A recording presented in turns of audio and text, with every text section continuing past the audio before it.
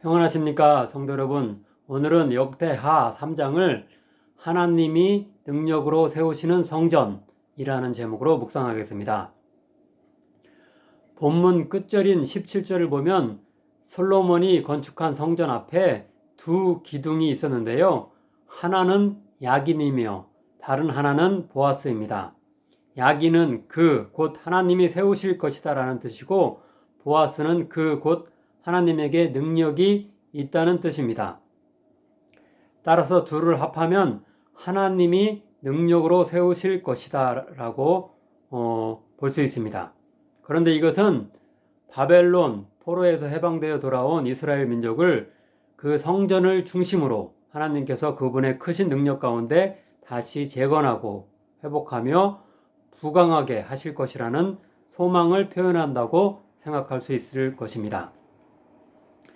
이제 본문을 차례로 따라가며 역대하서의 저자가 아마도 그 독자가 바벨론 포로에서 해방되어 귀환하여 무너진 성전과 그 나라를 재건하고자 하는 이스라엘 백성인 자들에게 그들의 자랑스러운 선조 솔로몬 왕이 하나님의 성전을 어떻게 짓고 그 두 기둥의 이름대로 능력의 하나님께 그 나라가 굳게 세워지는 축복을 능력의 하나님으로부터 그 나라가 굳게 세워지는 축복을 받게 되는지의 그런 역사를 상기시키는지 살펴보도록 하겠습니다. 첫째로 1절, 2절에는 성전의 터와 성전 건축 시작일을 밝힙니다.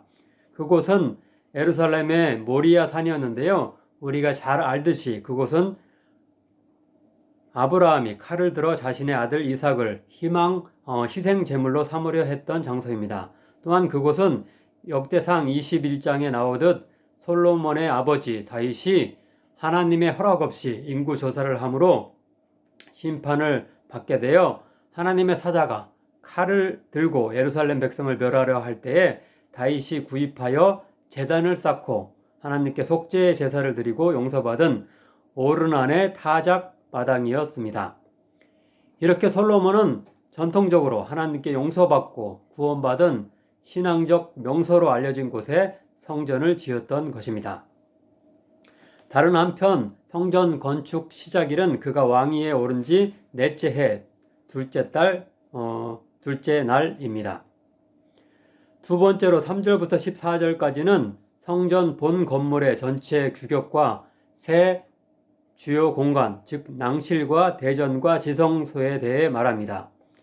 낭실은 대합실 역할을 하는 현관이라고 할 수 있으며 대전은 성소라고 말할 수 있습니다.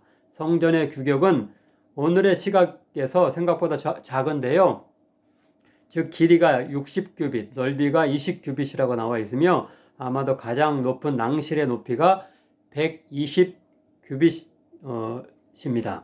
1규빗이 대략 50cm라고 하면 그 길이가 30m, 넓이가 10m, 가장 높은 곳의 높이가 60m에 불과한 아담한 건축물이었습니다. 하지만 당시 건축술로는 꽤 규모가 있는 건물이라고 볼 수도 있습니다.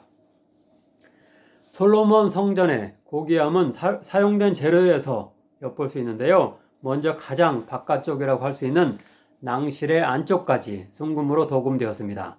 또한 대전 곧 성소의 천장은 잣나무와 순금 도금으로 되었으며 들보와 문지방과 벽과 문짝 모두 당시 가장 비싼 것으로 알려진 바르와임 금을 비롯한 금으로 이렇게 입혀졌으며 그 외에도 보석으로 화려하게 꾸며졌습니다. 특별히 지성소는 무려 순금 600달란트로 입혀졌는데요. 오늘날의 도량형으로 대략 21톤이라고 할 수 있습니다.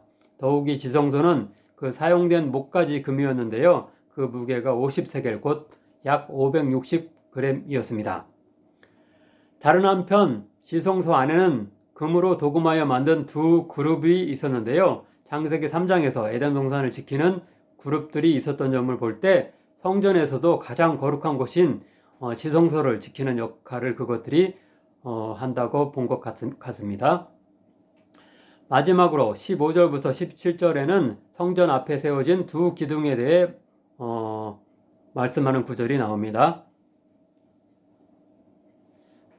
그것들은 총 40규빗, 곧 약 20m였는데요. 중요한 것은 서두에서 이미 지적했듯이 그것들의 이름이 각각 야긴과 보아스로서 합하면 하나님께서 능력으로 세우실 것이다를 뜻한다는 점입니다. 솔로몬과 이스라엘 백성이 세상에서 가장 귀한 금을 주로 이용하여 하나님의 성전을 짓는 정성을 보였을 때 전능하신 하나님께서는 그의 왕국을 더욱 굳건하게 세우셨는데요. 바로 이러한 솔로몬의 성전 건축의 모범과 그에 대한 하나님의 축복을 바벨론 포로에서 해방되어 귀환한 이스라엘 민족이 다시 재현할 수 있기를 바라는 목적으로 역대기서는 기록되었던 것입니다. 요한계시록 21장을 보면 천국을 상징하는 새 예루살렘에는 더 이상 성전이 없다고 말씀합니다. 왜냐하면 그 온 성읍이 하나님이 임재하시는 거처가 되기 때문입니다. 대신 요한계시록 3장 12절은 이기는 자는 내 하나님 성전의 기둥이 되게 하리니 라고 말씀합니다. 아무쪼록 신약시대에서 성전 자체가 된 우리 성도 한 분 한 분이 온갖 세상의 시험을 이기는 굳건한 믿음 가운데 하나님의 능력을 덧입어 교회와 나라를 바르게 세우고 회복하는 축복을 누리길 간절히 축원합니다. 기도하겠습니다. 사랑의 하나님, 솔로몬의 성전 건축에 관한 말씀을 묵상하게 하시니 감사드립니다. 하나님께 영광 돌리기 위해 가장 귀한 금을 비롯한 보석과 재료로 성전을 지음으로 인해 그 두 기둥의 명칭과 같이 하나님의 능력을 덧입어 그 왕국이 굳게 세워지고 강성해지는 축복을 받은 솔로몬의 모범을 배우게 하시니 감사드립니다. 성전을 폐기하신 예수님 이후의 신약시대에 어떤 교회 건물이 아니라 우리 그리스도인 자신이 하나님이 내주하시는 성전임을 잊지 말고 어떤 세상의 유혹에도 흔들리지 않으며 거룩한 신앙을 지키는 기둥 역할을 잘하여서 이 교회와 나라를 하나님의 능력으로 구원하고 세울 수 있게 하소서. 예수님의 이름으로 기도하옵나이다. 아멘.